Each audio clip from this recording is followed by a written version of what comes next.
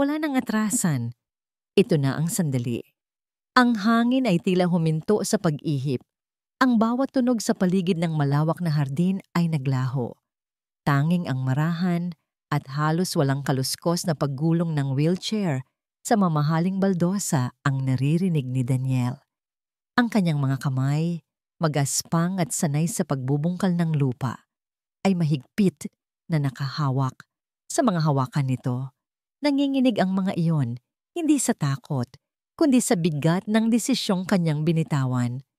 Sa kanyang harapan, ang malinaw at asul na tubig ng swimming pool ay parang isang salamin, isang mapanganib na salamin na malapit ng basagin.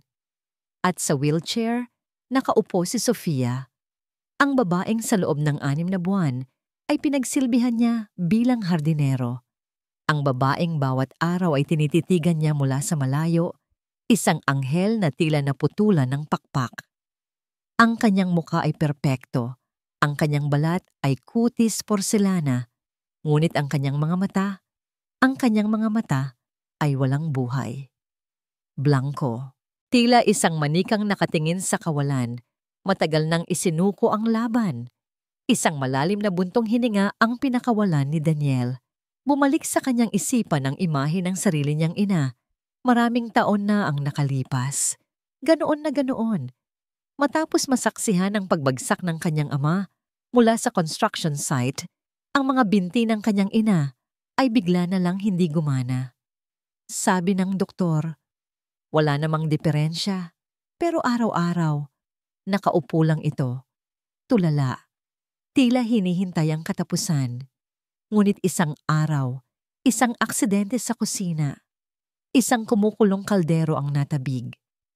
Sa pag-iwas ng kanyang ina, sa biglaang pagsigaw at pag-igtad, nagawa nitong tumayo. Isang sigaw na nagmula sa takot, sa pagnanais na mabuhay. Doon naintindihan ni Daniel, may mga sugat na hindi nakikita, mga kulungang nasa isipan lamang. At ngayon, sa harap niya, si Sofia. Biktima ng isang aksidente daw sa sasakyan, pero nararamdaman ni Daniel sa kaibuturan ng kanyang kaluluwa na hindi yun ang buong katotohanan. Nakikita niya ang kulungan sa mga mata nito. At siya, isang hamak na hardinero, ay gagawa ng isang bagay na hindi nagawa ng pinakamahuhusay na doktor at ng milyones ng kanyang ama. Patawarin mo ako, Ma'am Sofia, bulong niya.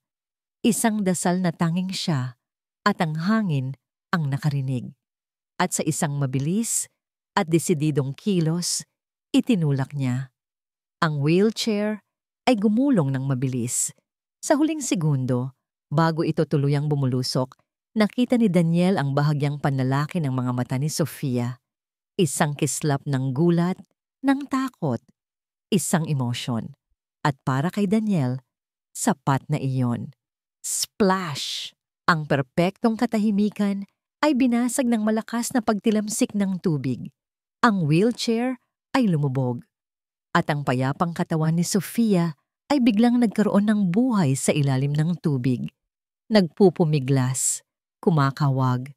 Ang kanyang mga kamay ay pilit na inaabot ang liwanag sa itaas. Nakatayo si Daniel sa gilid. Ang kanyang puso ay dumadagundong sa kanyang dibdib.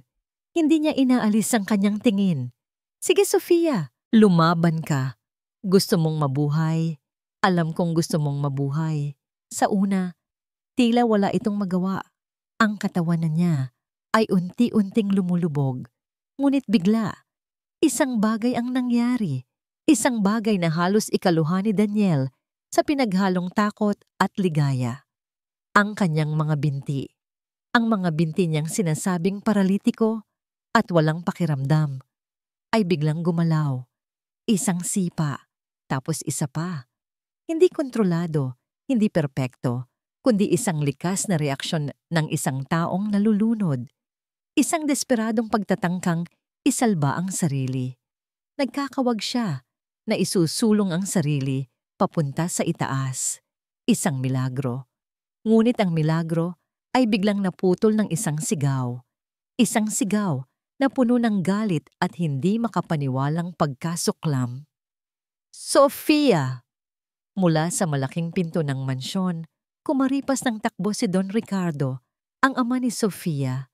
Ang kanyang karaniwang kalmadong muka ay nababalot ngayon ng matinding galit. Kasunod niya ang mga security guard ng mansyon. Hindi na nila kailangang tumalon pa sa tubig dahil sa pagpupumiglas ni Sofia. Narating niya ang gilid ng pool at sa tulong ng isang hardinerong kasama ni Daniel, naiangat siya mula sa tubig. Umuubo siya, nanginginig, umiiyak. Pero buhay. At ang kanyang mga binti ay patuloy na nanginginig, hindi dahil sa lamig, kundi dahil sa paggising ng mga kalamnang matagal nang natutulog. Nakatayo lang si Daniel, nakatingin sa resulta ng kanyang ginawa. Nakita niya ang pagbabago sa mukha ni Sofia. Mula sa takot, napalitan ito ng lubos na pagkalito habang nakatingin sa sarili niyang mga binti na gumagalaw. Nakita niya ang milagro, ngunit ang sunod niyang nakita ay ang nag-aapoy na mga mata ni Don Ricardo na nakatutok sa kanya. Ang yaman at kapangyarihan ng lalaki ay bumabalot dito. Isang aninong nagbabantang lalamunin siya ng buo. Hulihin ang lalaking yan! Ang utos ng milyonaryo. Ang kanyang boses ay umalingaw-ngaw sa buong paligid. Huwag ninyong hayaang makatakas ang demonyong yan. Dalalawang unipormadong gwardiya ang mabilis na lumapit at marahas na hinawakan ang magkabilang braso ni Daniel. Hindi siya nanlaban. Nanatili siyang nakatayo doon. Ang kanyang mga mata ay nakapako pa rin kay Sofia. Nakita niya ang pag-angat ng ulo nito. Nagtama ang kanilang mga mata sa loob lamang ng isang segundo. Isang segundo ng pagkalito, takot, at marahil isang maliit at hindi pa nabubuong tanong.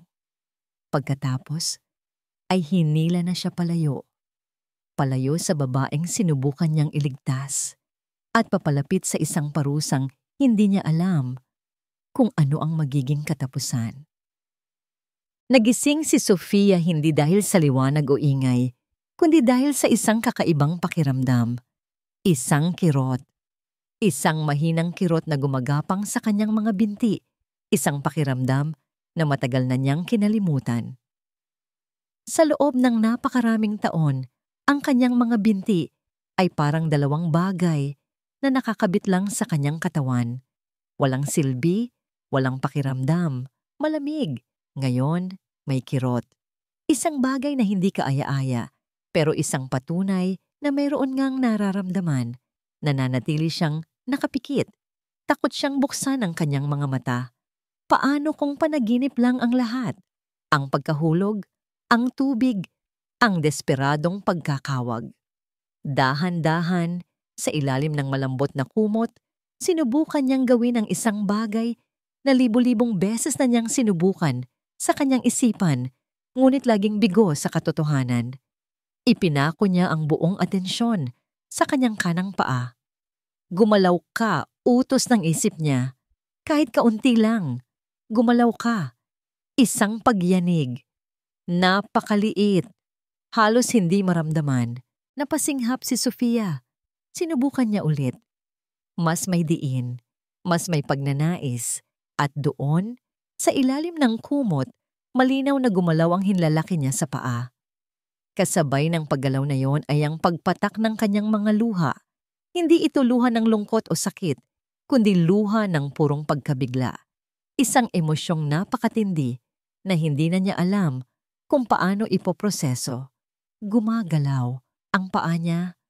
Gumagalaw. Bumukas ang pinto ng kanyang silid. Pumasok ang kanyang ama, si Don Ricardo. Ang mukha nito ay bakas pa ang pag-aalala. Ngunit nang makita siyang gising, napalitan ito ng matinding emosyon. Sofia, anak, papa. Halos pabulong na, sabi ni Sofia. Ang kanyang boses ay paos. Itinuro niya ang kumot na bumabalot sa kanyang mga paa. Papa, gumagalaw. Mabilis na lumapit si Don Ricardo. Nang makita niya mismo ang bahagyang paggalaw ng mga daliri sa paa ng anak, napaluhod siya sa tabi ng kama. Ang kanyang malalaking balikat ay nayanig sa pag-iyak. "Isang milagro," sabi niya habang hawak ang kamay ni Sofia. "Patawarin mo ako, anak. Nagkamali ako. Ang galit ko, ang takot ko. Hindi ko nakita ang ginawa ng lalaking iyon." Isang milagro. Ang hardinero. Si Daniel. Naalala ni Sofia ang mukha nito bago siya itulak. Walang bahid ng kasamaan, tanging determinasyon. Maya-maya pa ay dumating ang family doctor nila. Hindi makapaniwala ang doktor sa kanyang nakikita. Paulit-ulit niyang sinuri ang mga binti ni Sofia. Pinindot, pinalo ng bahagya ng maliit na martilyo, at sa bawat pagsubok, mayroong reaksyon, may panginginig, may bahagyang pag-urong. This is a medical miracle, Don Ricardo, sabi ng doktor na puno ng pagkamangha. Sa lahat ng taon ko sa propesyon, ngayon lang ako nakasaksi ng ganito. Ang trauma mula sa pagkalunod ay tila ginising ang kanyang nervous system. Ngunit habang ang lahat ay nagagalak, isang malamig na anino ang pumasok sa silid. Si Isabela, ang kanyang madrasta. Nakangiti ito, ngunit hindi abot sa kanyang mga mata. Lumapit ito at niyakap si Sofia ng mahigpit. "Oh, thank God you're safe, anak." Bulong ni Isabela sa kanyang tenga. Ngunit ang boses nito ay may kakaibang lamig. "Nakakatakot yon. Muntik ka nang malunod." Hindi ko alam kung ano ang pumasok sa isip ng lalaking yon. Humiwalay si Isabela sa pagkakayakap at hinaplos ang mukha ni Sofia. Masyadong delikado ang ginawa niya. Paano kung hindi ka nagising? Paano kung tuluyan ka nang nawala sa amin? Ang mga salita ay puno ng pag-aalala. Ngunit para kay Sofia, ang mga ito ay parang maliliit na karayom na tumutusok sa kanyang balat. "Pero Isabela, he saved her," sabi ni Don Ricardo. Ang kanyang boses ay puno ng pasasalamat. Hindi ko alam kung paano siya pasasalamatan. Bibigyan ko siya ng pabuya. Isang malaking pabuya. Bibilhan ko siya ng bahay, ng kotse, kahit ano. Isang matamis na ngiti ang sumilay sa mga labi ni Isabela. Lumapit ito sa kanyang asawa at marahang hinaplos ang braso nito. "Ako na ang bahala doon. Mahal," sabi niya sa malambing na boses. "Hayaan mong ako na ang kumausap sa kanya. Sisiguraduhin kong matatanggap niya ang pabuya na nararapat sa kanya." May kung anong hindi maganda sa tono ng pananalita ni Isabela. Ngunit bago pa man makapag-isip si Sofia, tumingin siya sa bintana ng kanyang kwarto. Mula roon, tanaw niya ang hardin sa ibaba. Nakita niya si Daniel, nakatayo sa pagitan ng dalawang security guard. Hindi ito mukhang isang bayani na tatanggap ng parangal. Mukha itong isang kriminal na papunta sa kanyang paglilitis. At sa di kalayuan, sa may pintuan ng mansyon, nakita rin niya si Isabela na nakatingin sa direksyon ni Daniel at sa mukha ng kanyang madrasta. Sa isang saglit na nawala ang pagkukunwari, isang malamig at kalkuladong nangiti ang sumilay. Isang ngiting nagpatindig sa lahat ng balahibo sa katawan ni Sofia. Inakala ni Daniel na dadalhin siya sa opisina ni Don Ricardo, isang engranding silid kung saan siya ay pasasalamatan. Marahil ay bibigyan ng tseke na may napakaraming zero na hindi niya kayang bilangin. Ngunit hindi doon. Dinala siya ng mga gwardya sa isang maliit at malamig na study sa likod ng mansyon. Isang silid na bihirang gamitin, amoy luma at nakatagong alikabok. Pagpasok niya, ang mga gwardya ay lumabas at isinara ang pinto. Nag-iwan ng isang malakas na kalabog. Sa loob, nag-iisa si Isabela. Nakatayo ito malapit sa bintana. Nakatalikod sa kanya. Hawak ang isang kopita ng alak. Ang paraan ng pagkakatayo nito ay puno ng awtoridad at lamig. "Magandang hapon po, ma'am." Magalang na bati ni Daniel. kahit pa may kaba sa kanyang dibdib. Dahan-dahang humarap si Isabela. Walang bakas ng pasasalamat sa mukha nito. Walang ngiti. Tanging isang mapanuring tingin na para bang isa siyang dumi na kailangang linisin. "Daniel, tama ba?" tanong nito. Ang boses ay kasing lamig ng silid. "Opo, ma'am." Naglakad ito palapit sa isang maliit na mesa sa gitna ng silid. Mula sa bulsa ng kanyang suot na bestida, may kinuha ito. Isang bagay na kumikinang sa ilalim ng ilaw. Isang gintong relo na may mga diamante. Maingat nitong inilapag ang relo sa ibabaw ng mesa. "Pamilyar ka ba dito?" Napakunot ang noo ni Daniel. Hindi niya maintindihan. "Hindi po, ma'am. Hindi ko pa po yan nakikita." Isang maliit at mapang-uyam na ngiti ang sumilay sa labi ni Isabela. "Talaga? Dahil nakita ito ng isa sa mga katulong sa loob ng locker mo. Ito ang paboritong relo ni Don Ricardo. Matagal na niyang hinahanap." Naramdaman ni Daniel ang paninindig ng kanyang mga balahibo. Ang dugo niya ay biglang umakyat sa kanyang ulo. "Ano po? Imposible po yan. Hindi po ako magnanakaw." Lahat ng mahihirap, yan ang sinasabi. Kalmadong sagot ni Isabela. Tila hindi natitinag sa kanyang reaksyon. "Pero narito ang ebidensya. Isang salita ko lang sa mga pulis. Daniel, mabubulok ka sa kulungan." "Hindi totoo yan. Frame up to," sigaw ni Daniel. Ang kanyang boses ay naglalaman ng galit at desperasyon. Ngunit hindi natapos doon si Isabela. Mula sa isa pang bulsa, kumuha ito ng isang sobre. Binuksan niya ito at inilatag sa mesa ang laman. Mga litrato. Napatulala si Daniel. Hindi mga litrato niya, kundi mga litrato ng kanyang pamilya sa probinsya. Ang kanyang ina na nagsasampay. Ang kanyang nakababatang kapatid na babae na naglalakad papasok sa eskwela. Mga litratong kuha ng walang pahintulot. Mga litratong nagpapakita na alam ni Isabela kung sino ang mga kahinaan niya. "Makinig ka, hardinero," sabi ni Isabela. Ang bawat salita ay may bigat at lason. "May dalawa kang pagpipilian. Una, tatawag ako ng pulis, ipakukulong kita sa pagnanakaw, at sisiguraduhin kong madadamay ang pamilya mo sa gulo. O ikalawa." Huminto ito at tinitigan siya ng diretso sa mata. "Tatanggapin mo ang kabaitan ko. Alis ka ngayon din. Hindi ka na magpapakita kahit kailan. Kakalimutan mong nagtrabaho ka dito.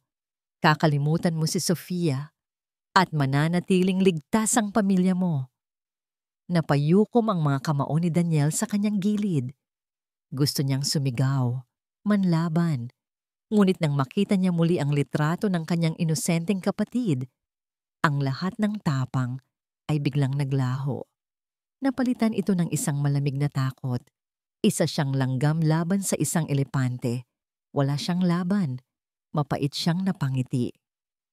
"Wala naman pala akong pagpipilian. Matalino," sagot ni Isabela. Muli, may kinuha ito sa kanyang bulsa. Ilang lukot na pera. Inihagis niya ito sa mesa. "Ito ang pamasahe mo. Maglaho ka na sa paningin ko." Tumalikod si Daniel. Bawat hakbang papalabas ng silid ay parang may mga karayom na nakatusok sa kanyang talampakan. Bago siya tuluyang lumabas ng mansyon, huminto siya sandali at tumingala sa bintana ng kwarto ni Sofia. Nakita niya ang anino nito. Ang babaeng iniligtas niya. Ang babaeng hindi na niya muling makikita. Isang malalim na sakit ang gumuhit sa kanyang puso. Samantala, sa silid sa itaas, nagawang maupo ni Sofia sa gilid ng kanyang kama sa tulong ng isang nurse. "Papa, nasaan na po si Daniel?"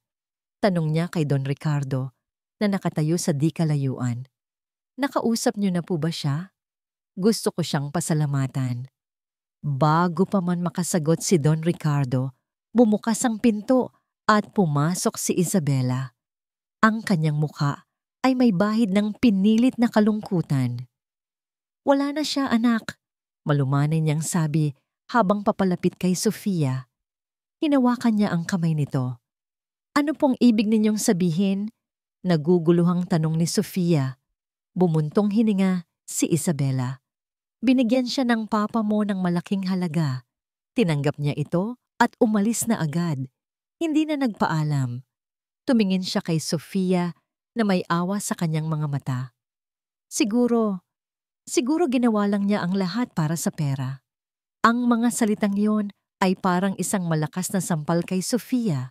Mas masakit pa sa pagkakabagsak niya sa tubig. Ang lalaking nagbigay sa kanya ng milagro. Ang lalaking tiningnan niya bilang isang bayani. Isa lang palang mersenaryo? Ang pag-asang isinilang mula sa tubig ay doon na rin nalunod sa laso ng kasinungalingan. Napayuko si Sofia at ang mga luhang kanina lang ay dahil sa saya, ngayon ay pumatak dahil sa bigat ng nararamdamang katrayduran. Lumipas ang mga buwan na tila mga pahina sa isang librong ayaw basahin ni Sofia. Sa tulong ng araw-araw na physical therapy, ang dating manhid niyang mga binti ay unti-unting nagkakaroon ng lakas. Mula sa paggalaw ng daliri, natuto siyang iangat ang kanyang mga paa. Mula sa pag-upo, nagawa niyang tumayo habang nakahawak sa mga parallel bars. At ngayon, ang araw na yon, ang kanyang unang mga hakbang. Kaya mo yan, Sofia, sabi ng kanyang therapist, isang babaeng may malawak na ngiti at walang katapusang pasensya. Isang hakbang lang. Nanginginig ang kanyang mga tuhod. Ang bawat kalamnan ay sumisigaw sa paninibago. Huminga siya ng malalim at gamit ang lahat ng kanyang lakas. Iniangat niya ang kanyang kanang paa at inihakbang ito pasulong. Pagod na pagod siyang napasandal sa walker, ngunit nagawa niya. Nakatayo siya sa sarili niyang mga paa. Dapat ay masaya siya. Dapat ay nagdiriwang siya.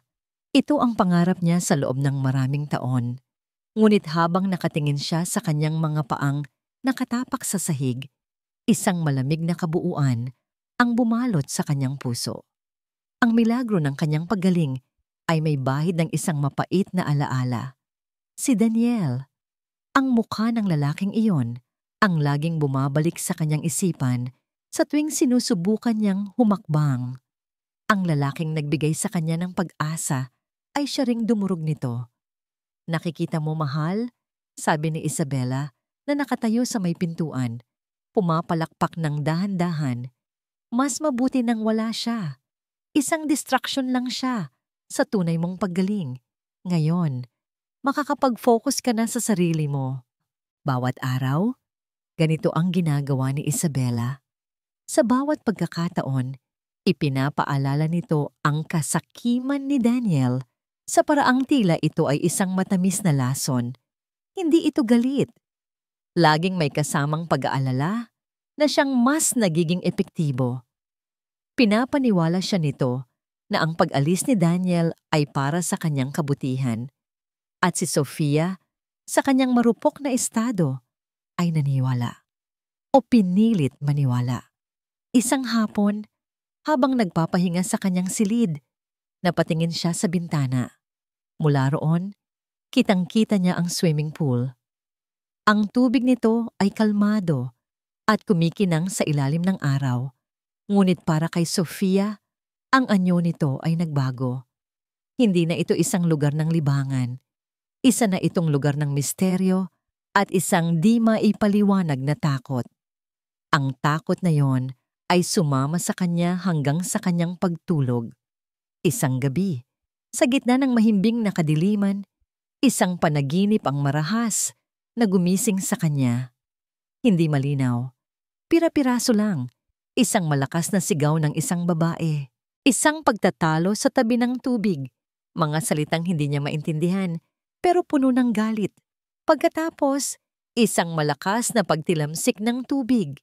Katahimikan. At sa gitna ng lahat, ang mukha ng kanyang tunay na ina. Galit. Umiiyak. Napabalikwas ng bangon si Sofia. Habol ang kanyang hininga. Basa ang kanyang likod ng malamig na pawis. Ang kanyang puso ay dumadagundong sa kanyang dibdib na parang gustong kumawala. Anong ibig sabihin yon? Bakit parang totoo? Kinaumagahan, sinubukan niyang ikwento ito kay Isabela habang nag-aalmusal sila. Tita Isabela, nanaginip po ako kagabi. Nanginginig niyang sinabi. Tungkol saan? Hija? Tanong ni Isabela habang maingat na nilalagyan ng prutas ang kanyang plato. Hindi ko po sigurado. Magulo po. Pero nandoon si Mama. Umiiyak siya sa tabi ng pool. Agad na ibinaba ni Isabela ang hawak nitong kubyertos. Hinawakan niya ang kamay ni Sofia ng may pag-aalala. Hija, that's just post-traumatic stress. Ang insidente sa pool. Na-trigger lang niya ng mga takot mo. Normal lang yan. Huwag mo nang isipin yon. Sinabi iyon ni Isabela ng may lambing, ngunit may kung anong kislap sa mga mata nito na hindi nabasa ni Sofia. Isang kislap ng panandali ang panik. Hindi kumbinsido si Sofia. Ang panaginip ay parang isang luma at pamilyar na pelikula. Hapon na yon, habang nag-iisa sa kanyang silid, hinanap niya ang isang bagay na matagal na niyang hindi binubuksan. Isang maliit na music box na gawa sa kahoy, ang tanging alaala na natitira mula sa kanyang ina. Binuksan niya ito. Tumugtog ang isang pamilyar at malungkot na himig, isang kantang laging kinakanta ng kanyang ina para patulugin siya. Habang pinapakinggan niya ito, napansin niya ang ilalim ng kahon. Tila may kakaiba. Maingat niyang sinundot iyon ng kanyang daliri. Isang false bottom. Sa ilalim nito, nakatago ang isang maliit na kwaderno na nababalutan ng balat. May nakasulat na inisyal sa harap. M.V.I. Yawasada. M.V. Maria Victoria, ang pangalan ng kanyang ina. Hinaplos niya ang malambot na pabalat. Ramdam niya ang tibok ng kanyang puso. Pakiramdam niya. Hawak niya ang isang susi. Isang susi sa isang lihim na matagal nang nakakandado sa dilim. Ang init. Nakakapasong init. Iyon ang unang bumabati kay Daniel tuwing umaga sa probinsya ng Laguna. Ang bawat patak ng pawis sa kanyang likod ay paalala ng layo niya mula sa malawak at malamig na hardin ng mansyon kung saan nagbago ang kanyang buhay. Dito, isa siyang construction worker, nagbubuhat ng sako-sakong semento, naghahalo ng graba, trabahong mas mabigat, sahod na mas maliit. Ngunit tinitiis niya ang lahat. Ang bawat sentimong kinikita niya ay pinipiga para maipadala sa kanyang pamilya. Iyon ang kasunduan. Ang kaligtasan nila kapalit ng kanyang pananahimik. Pero gabi-gabi, sa kanyang pag-iisa sa maliit na kwartong inuupahan, ang pananahimik ay nagiging isang halimaw na bumubulong sa kanyang isipan. Hindi niya makalimutan ang mga mata ni Sofia. Ang pagkalito sa mga iyon noong huli silang nagkita. Naniniwala kaya ito sa mga kasinungalingan ni Isabela? Iniisip kaya nito na isa siyang sakim na magnanakaw? Ang isiping iyon ay mas masakit pa kaysa sa pagod ng kanyang katawan. Isang gabi, matapos matanggap ang kanyang sahod, tumawag siya sa kanyang ina. Kumusta po kayo, Nay? Ayos lang po ba kayo dyan? Ayos lang kami, anak, sagot ng kanyang ina.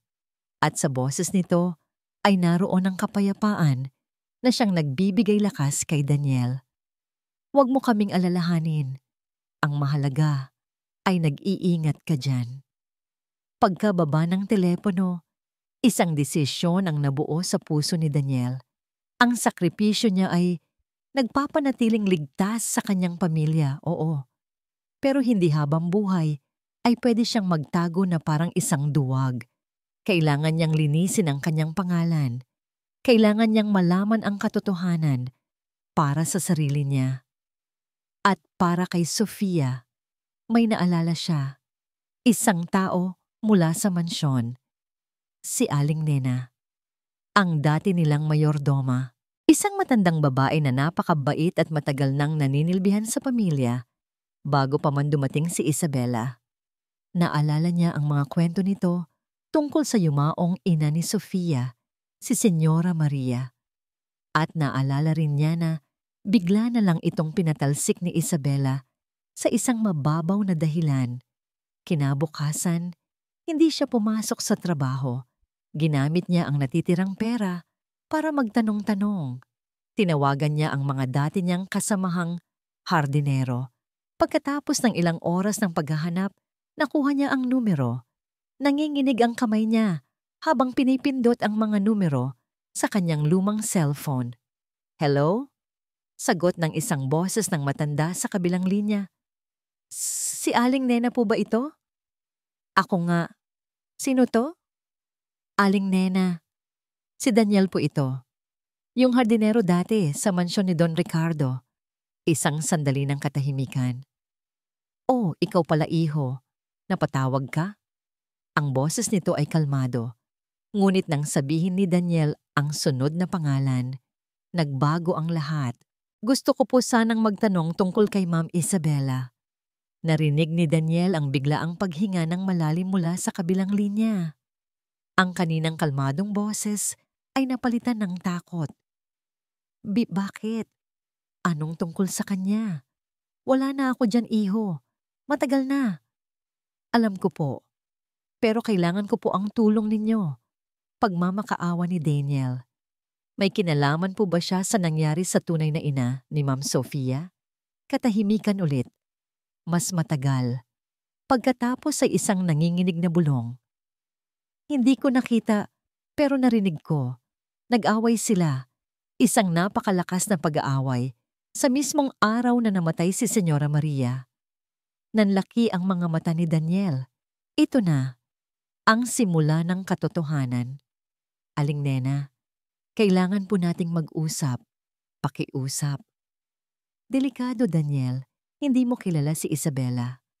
"Mas delikado po kung habang buhay tayong mananahimik," giit ni Daniel. Muli, isang mahabang pag-iisip. Sa wakas, bumigay din ang matanda. "Sige, pero kailangan nating mag-ingat." Huminto ito sandali. At ang huling sinabi nito ay nagpadala ng kilabot sa buong katawan ni Daniel. May mga mata at tainga si Isabela kahit saan. Ang mga pahina ng kwaderno ay maninipis at malutong na sa katagalan. Ang sulat kamay ng kanyang ina ay maganda at pino. Ngunit habang binabasa ni Sofia ang mga huhuling entry, napansin niya ang unti-unting panginginig at pagmamadali sa bawat letra. October 12, dumating si Isabela sa bahay ngayon. Dinala siya ni Ricardo. Sabi niya, kaibigan lang daw. Pero ang paraan niya ng pagtingin sa asawa ko, sa bahay ko, may iba. May malamig na ambisyon sa kanyang mga mata. Napahinto sa pagbasa si Sofia, ang petsa, ilang linggo lang bago ang araw ng aksidente. October 19. Tinitingnan ako ni Isabela na parang isa akong hadlang, isang bagay na kailangang alisin. Sinabi ko ito kay Ricardo, ngunit ang sabi niya ay, nag-iimbento lang ako. Masyado na raw akong nagiging selosa. Hindi niya ako maintindihan. October 25, nararamdaman kong hindi na ako ligtas sa sarili kong pamamahay. Iyon ang huling nakasulat. Pagkatapos niyon ay mga blankong pahina na lang. Isinara ni Sofia ang kwaderno. Ang kanyang mga kamay ay nanginginig. Ang mga salitang yon ay hindi lang basta isinulat. Ang mga ito ay isang sigaw ng tulong mula sa nakaraan. Ang mga panaginip niya ay lalong luminaw. Ang mga pira-pirasong imahe ay nagsimulang magkadugtong-dugtong. Isang gabi, muli siyang nagising, ngunit sa pagkakataong ito, may boses na siyang narinig sa kanyang isipan. Isang pamilyar na boses na sumisigaw sa galit. Ang boses ni Isabela. Akin dapat ang lahat ng ito. Napaupo si Sofia sa kama. Ang kanyang paghinga ay mabilis at mababaw. Ang mga piraso ng palaisipan, ang kwaderno, ang panaginip, ang kakaibang kilos ni Isabela ay nagsisimulang bumuo ng isang nakakatakot na larawan. Ang pagbabago sa kanyang kilos ay hindi nakaligtas sa mapanuring mga mata ni Isabela. Napansin nitong madalas na siyang tulala, malalim ang iniisip, at imbes na komprontahin siya, gumawa si Isabela ng isang mastusong hakbang. "Sofia, iha," sabi nito isang hapon, "may ipapakilala ako sa'yo. Ang anak ng business partner ng papa mo, si Marco, isang napakabait at disenteng binata. Panahon na para lumabas ka naman, mag-enjoy." Pumasok si Marco sa kanilang buhay na parang isang perpektong prinsipe. Gwapo, magaling magsalita, at laging may dalang bulaklak. Ngunit sa likod ng kanyang mga ngiti, nakikita ni Sofia ang isang kalkuladong tingin. Nakikita niya kung paano ito ulyap kay Isabela para humingi ng aprobasyon. Naintindihan niya, hindi ito para sa kanya. Isa itong bantay. Isa itong paraan para lalo siyang makontrol. Isang gabi, habang sabay-sabay silang naghahapunan, naglakas loob si Sofia. Tumingin siya ng diretso kay Isabela. "Tita," panimula niya. Ang kanyang boses ay kalmado, ngunit may diin. "Naikuwento po ni Papa na matalik na magkaibigan daw po kayo ni Mama dati." Biglang tumahimik ang buong hapagkainan. Naramdaman ni Sofia ang pagtigas ng katawan ni Isabela sa kanyang tabi. Pero mabilis itong nakabawi. Isang malungkot na ngiti ang sumilay sa mga labi nito. Kinuha nito ang isang panyo at kunwari pinunasan ng gilid ng kanyang mata. "Ay oo, Hija, ang iyong ina. Siya ang pinakamatalik kong kaibigan," sabi nito. Ang boses ay bahagyang nanginginig. "Napakasakit para sa akin nang mawala siya. Hanggang ngayon, hindi ko matanggap. Kung nandito lang siya, sigurado akong napakasaya niya na makita kang nakakalakad muli." Ito ay isang perpektong pag-arte, puno ng emosyon, puno ng panghihinayang. Ngunit nakita ni Sofia ang hindi nakita ng kanyang ama. Nakita niya ang kasinungalingan. Masyadong perpekto, masyadong ensayado. Walang kahit isang butil ng luha sa mga mata nito. Alam na niya. Pagkatapos ng hapunan, nagpaalam siyang aakyat na sa kanyang silid. Pakiramdam niya ay nasusuka siya sa lahat ng pagkukunwari. Umupo siya sa kanyang kama, yakap ang kwaderno ng kanyang ina. Pakiramdam niya ay nag-iisa siya sa isang malaking bitag. Paano siya lalaban? Sino ang paniniwalaan siya? Habang nakatulala sa kawalan, biglang umilaw ang screen ng kanyang cellphone. Isang mensahe. Mula sa isang numerong hindi niya kilala. Binuksan niya ito. 2 pangungusap lang ang nakasulat. Ngunit ang mga salitang iyon ay yumanig sa buong pagkatao niya. "Huwag kang magtiwala kay Isabela. Ang lalaki sa pool ay hindi mo kaaway." Ang amoy ng mainit na sabaw at pritong isda ang sumalubong kay Daniel sa loob ng maliit na karinderya. Pinili niya ang isang pwesto sa pinakasulok, malayo sa iilang customer, kung saan hindi sila gaanong mapapansin. Maya-maya pa, isang matandang babae na may balot na alampay sa ulo ang pumasok. Si Aling Nena. Naupo ito sa kanyang harapan. Ang mga mata ay malikot. Tila sinusuri ang bawat anino sa paligid. "Salamat po sa pagpunta," panimula ni Daniel. "Ano ba talaga ang kailangan mo, iho?" Nanginginig na tanong ng matanda. "Ang pag-uusapan natin ay maaaring ikapahamak nating pareho." "Ang katotohanan lang po, Aling Nena," sagot ni Daniel. "Ano po ba talaga ang narinig ninyo noong araw na yon?" Huminga ng malalim si Aling Nena, tila nag-iipon ng lakas ng loob. "Naglilinis ako sa silid sa itaas, malapit sa bintana, na tanawang pool. Rinig na rinig ko sila, si Senyora Maria at si Isabela. Nag-aaway po sila. Hindi lang basta pag-aaway, Daniel, sigawan. Isang bagay tungkol sa isang lalaki, na may ibang lalaki daw si Isabela, na nahuli sila ni Senyora Maria." Nanlaki ang mga mata ni Daniel. Ito ay mas malala pa sa inaakala niya. Sumisigaw si Senyora Maria Pagpapatuloy ni Aling Nena, ang kanyang mga mata ay nakatingin sa kawalan. Tila muling binabalikan ang nakakatakot na alaala. Sabi niya, isusumbong niya si Isabela kay Don Ricardo. Pagkatapos, nakarinig ako ng isang malakas na sampal. Tapos isang sigaw, ang sigaw ni Senyora Maria. Pagkatapos, ang malakas na pagbagsak ng isang bagay sa tubig. Napatakip ng bibig si Aling Nena, ang kanyang mga mata ay napuno ng luha.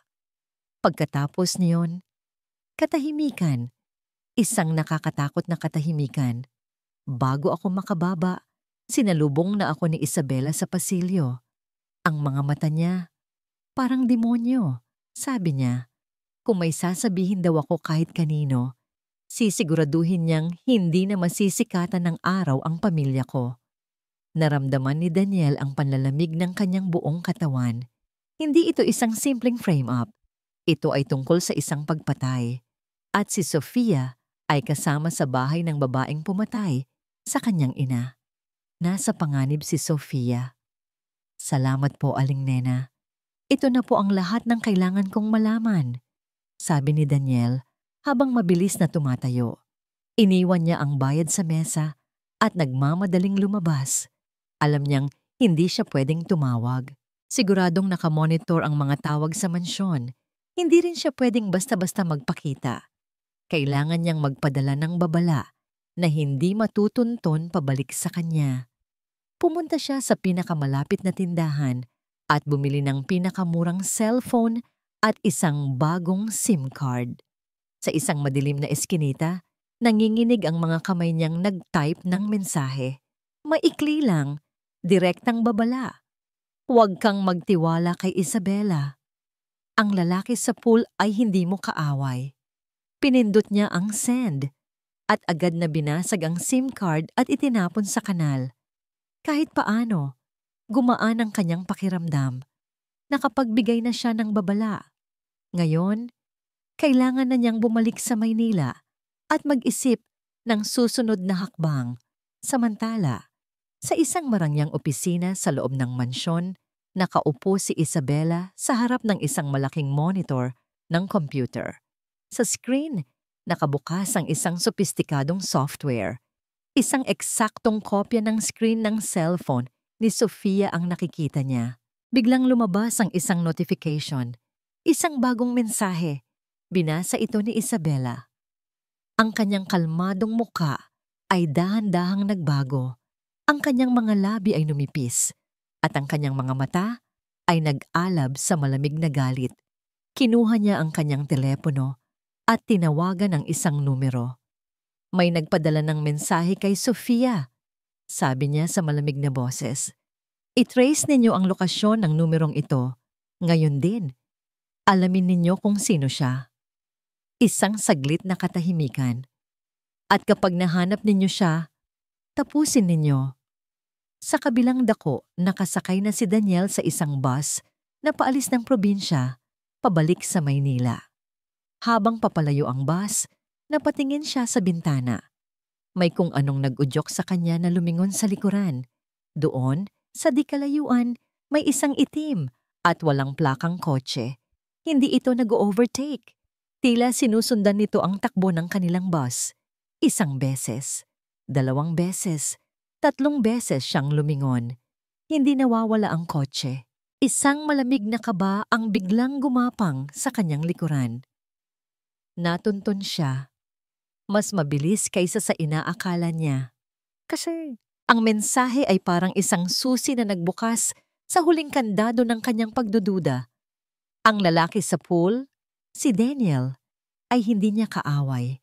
Paulit-ulit na tumakbo ang mga salitang yon sa isip ni Sofia.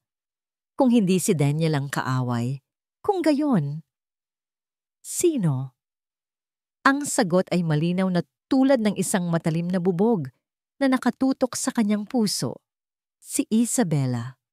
Ang takot na kanina lang ay bumabalot sa kanya ay biglang napalitan ng isang kakaibang emosyon. Isang malamig at matatag na determinasyon. Tapos na ang pagiging biktima. Tapos na ang pagiging manikang de susi. na pinaglalaruan ng lahat. Panahon na para siya naman ang gumawa ng hakbang. Ang unang ginawa niya ay burahin ang mensahe. Kailangan niyang magpanggap. Kailangan niyang palabasin na walang nagbago, na siya pa rin ang dati at walang muwang na Sofia. Kinabukasan, hinarap niya si Isabela nang may isang matamis na ngiti.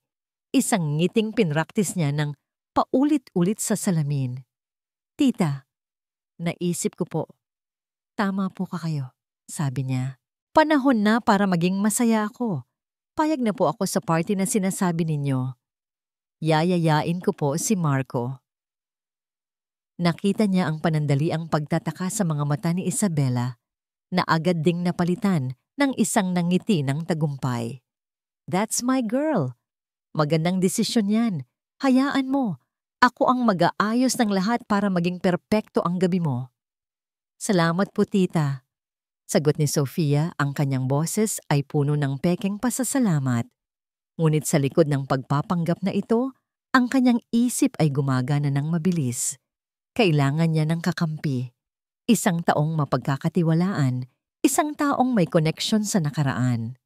Naalala niya ang isang pangalan na laging binabanggit ng kanyang ina sa kwaderno. Si Attorney Mendoza, ang abogado ng kanilang pamilya at ang pinakamatalik na kaibigan ng kanyang ina. Gamit ang isang lumang telepono na nakatago sa ilalim ng kanyang kama, ang telepono ng kanyang ina, idinial niya ang numero. "Attorney Mendoza," panimula niya nang may sumagot sa kabilang linya. Si Sofia po ito, anak ni Maria Victoria. Isang sandali ng pagkabigla. "Sofia! Iha, kumusta ka na?" "Kailangan ko po ang tulong ninyo, tito," sabi ni Sofia. Ang kanyang boses ay naging seryoso.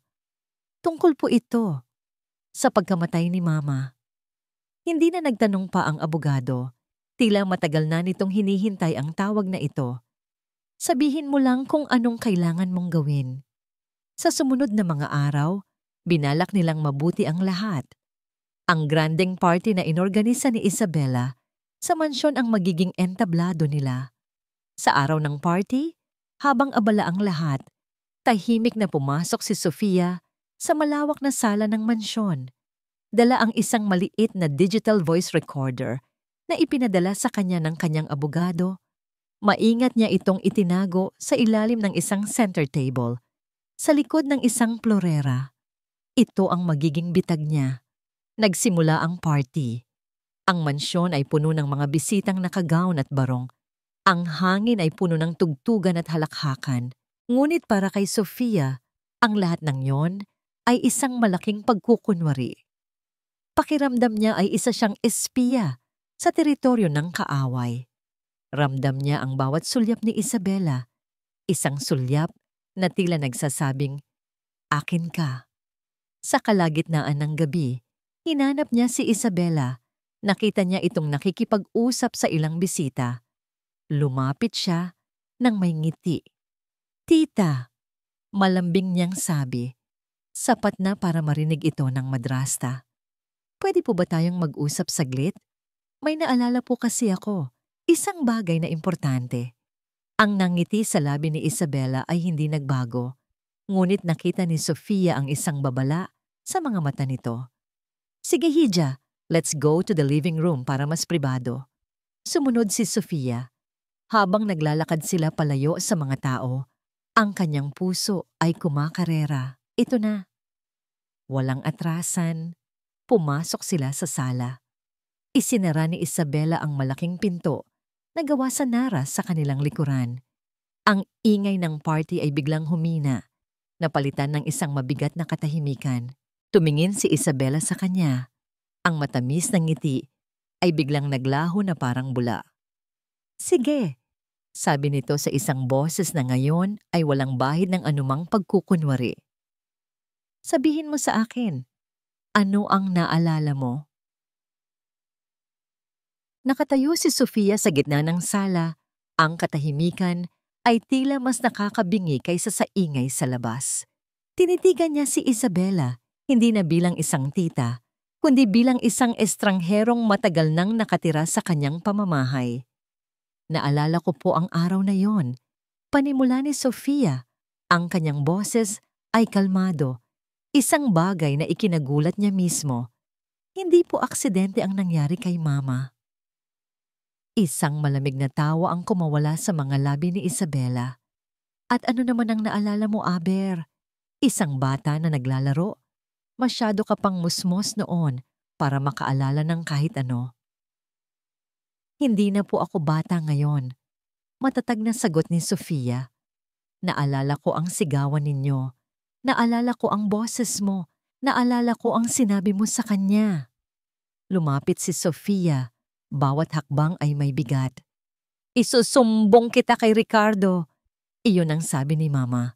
At sumagot ka. Huminto si Sofia. Isang dangkal na lang ang layo sa mukha ng kanyang madrasta. Ang sabi mo, subukan mo. Biglang nagbago ang anyo ni Isabela. Ang pagkukunwari ay tuluyan ng gumuho. Inilalantad ang isang mukha ng purong galit at pagkasuklab. Alam mo pala. Ngayon, alam ko na. Sabi ni Sofia, ang kanyang mga mata ay nagsisimula ng mamasa. Bakit tita? Bakit mo ginawa yon? Kasabay ng pag-uusap na yon.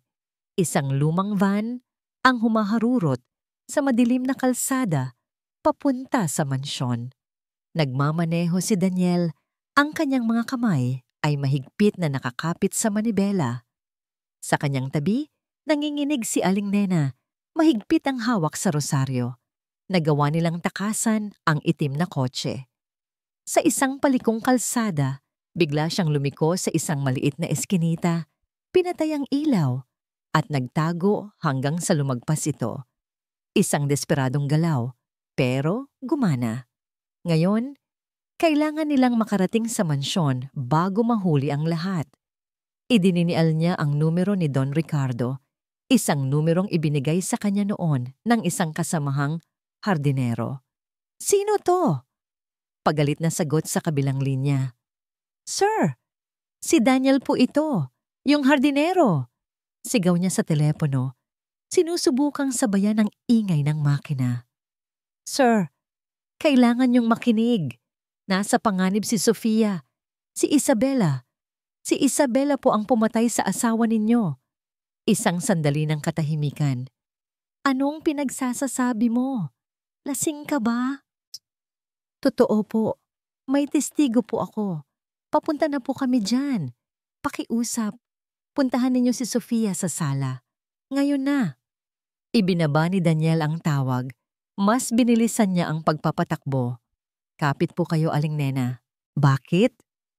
Isang baliw na tawa ang sagot ni Isabela. Dahil mahina ang ina mo. Isang sentimental na hangal na hindi karapat-dapat sa lahat ng yaman na ito. Ako ang dapat na mayroon ng lahat ng ito. Kaya itinulak mo siya? Isang maliit na tulak lang naman, sabi ni Isabela na parang wala lang. Pero ang nakakatuwa, ikaw. Nakikita mo ang lahat at ang isip mo, sa sobrang takot, isinara niya ang sarili niya. Pati ang mga binti mo, dinamay niya. Ikaw ang nagparusa sa sarili mo, Sofia. At dapat nanatili ka na lang sanang baldado habang buhay. Sa sobrang galit, hindi na napigilan ni Isabela ang sarili. Sumugod ito papalapit kay Sofia. Ang mga kamay ay nakaumang na parang mga kuko, handang manakal. Blag. Ang malaking pinto ng sala ay bumukas ng malakas. Nakatayo roon si Don Ricardo. Ang kanyang mukha ay isang maskara ng hindi makapaniwalang pagkasindak. Sa likod niya ay si Attorney Mendoza. At sa likod nila, humahangos na dumating si Daniel. Natigilan si Isabela. Napatingin siya sa paligid. Sa pinto, kay Sofia, sa florera sa center table. Naintindihan niya. Isang bitag. Nahuli na siya. Isang nakakabaliw na sigaw ang kumawala mula sa kanyang lalamunan. Isang sigaw ng pagkatalo at purong galit. Ngunit hindi pa siya tapos. Sa isang mabilis na kilos, Lumingon siya sa isang maliit na mesa sa tabi.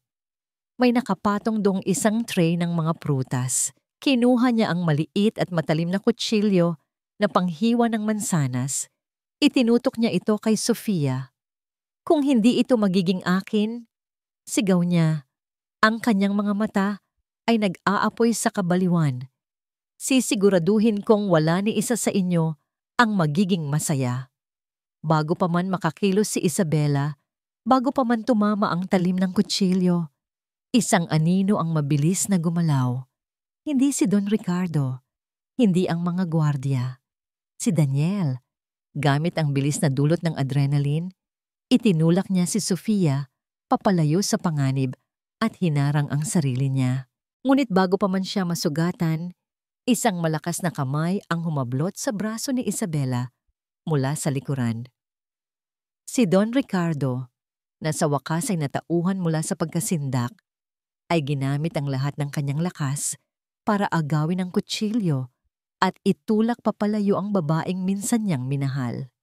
Bumagsak si Isabela sa sahig, umiiyak at sumisigaw na parang isang nasisiraan ng bait habang pinupusasan ng mga pulis na kasunod lang pala ni na Daniel. Ang party ay natapos sa gitna ng kaguluhan. Ang musika ay napalitan ng tunog ng mga sirena. Sa gitna ng lahat, nakatayo sina Daniel at Sofia. Ang kanilang mga mata ay nagtagpo. Walang salitang namutawi. Ngunit sa tingin na iyon, lahat ng sakit, lahat ng pagdududa, at lahat ng kasinungalingan ay naglaho. Tanging pag-unawa at isang damdaming mas malalim pa sa pasasalamat ang naiwan. Lumapit si Don Ricardo kay Sofia. Ang kanyang muka ay basang-basa sa luha. Patawarin mo ako, anak. Patawarin mo ako sa aking pagkabulag. Niyakap niya ang kanyang anak sa unang pagkakataon nang may tunay na pagsisisi at pagmamahal. Lumipas ang ilang linggo. Ang ingay at dilim na iniwan ni Isabela ay unti-unting napalitan ng katahimikan at liwanag. Si Don Ricardo, sa tulong ni Sofia, ay sinimulang ayusin ang mga nasira, hindi lang sa kanilang pamilya, kundi pati na rin sa kanyang sarili. Si Daniel ay hindi na umalis. Sa pakiusap ni Don Ricardo, nanatili siya, hindi na bilang hardinero, kundi bilang isang kaibigan, bilang isang tagaprotekta. Binigyan siya ng sariling kwarto sa mansyon, ngunit mas madalas pa rin siyang matagpuan sa hardin. Inaayos ang mga rosas na paborito ni Sofia. Isang hapon, habang naglalakad na si Sofia nang walang anumang tulong sa hardin, nakita niya si Daniel na nakatayo sa tabi ng pool, ang parehong lugar kung saan nagsimula, at muntik nang magtapos ang lahat. Nilapitan niya ito. Ang tubig sa pool ay kalmado, sumasalamin sa asul na langit. Hindi na ito mukhang nakakatakot. Para na lang itong isang ala-ala. Iniisip ko noon, panimula ni Daniel, hindi inaalis ang tingin sa tubig, na ang ginawa ko dito ay isang malaking pagkakamali, na nagdala lang ako ng gulo. Umiling si Sofia at tumabi sa kanya. Hindi. Tumingin siya kay Daniel. Ang kanyang mga mata ay puno ng isang emosyong matagal na niyang itinatago. Ang lugar na ito, dito mo ako itinulak pabalik sa mundo ng mga buhay, Daniel. Dito mo ako binigyan ng pangalawang pagkakataon. Sa unang pagkakataon, nakita ni Daniel ang isang tunay at matamis na ngiti mula kay Sofia. Isang namang ngiti na umabot hanggang sa kanyang mga mata. Isang nangiti na nagpabilis sa tibok ng kanyang puso. Dahan-dahan, iniangat ni Daniel ang kanyang kamay at hinaplos ang pisngi ni Sofia. Hindi ito kumibo. Sa halip, bahagya itong pumikit. Ninamnam ang init ng kanyang palad. Sofia! Bulong niya. Ang kanyang boses ay puno ng pagsuyo. Daniel! Sagot nito. Ang kanyang boses ay isang malambing na himig. At doon, sa tabi ng tubig na naging saksi sa kanilang sakit at paghilom, ang kanilang mga labi ay nagtagpo. Isang halik na magaan, simple, ngunit puno ng mga pangako. Isang halik na nagsasara sa kabanata ng kanilang madilim na nakaraan at nagbubukas ng isang bago. Isang simula na binuo hindi ng trahedya, kundi ng pananampalataya, katapangan, at isang pag-ibig na kayang maghilom ng pinakamalalim na sugat. Ang hardin ay muling namulaklak, at sa pagkakataong ito, kasama na rin ang mga puso nila